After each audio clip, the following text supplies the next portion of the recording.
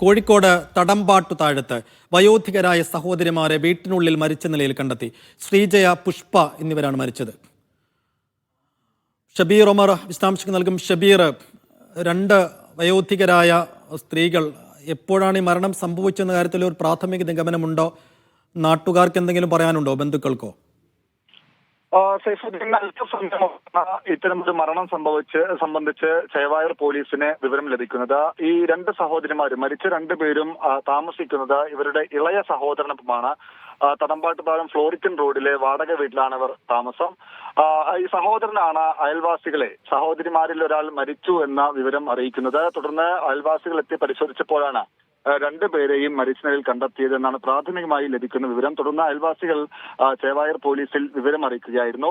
അപ്പോൾ ചേവായൂർ പോലീസ് സ്ഥലത്തെത്തി പരിശോധന ആരംഭിച്ചിട്ടുണ്ട്. ഈ മരിച്ചവർക്ക് പല അസുഖങ്ങളും ഉണ്ടായിരുന്നു എന്നാണ് പ്രാഥമികമായി ലഭിക്കുന്ന വിവരം. എന്താണ് മരണകാരണം എന്നെ സംബന്ധിച്ച് പോലീസിന്റെ വിശദമായ പരിശോധനയ്ക്ക് ശേഷം മാത്രമേ വ്യക്തത വരൂ. പോലീസിന്റെ പരിശോധന ഇപ്പോൾ നടന്നുകൊണ്ടിരിക്കുകയാണ്. സൈഫുദ്ദീൻ.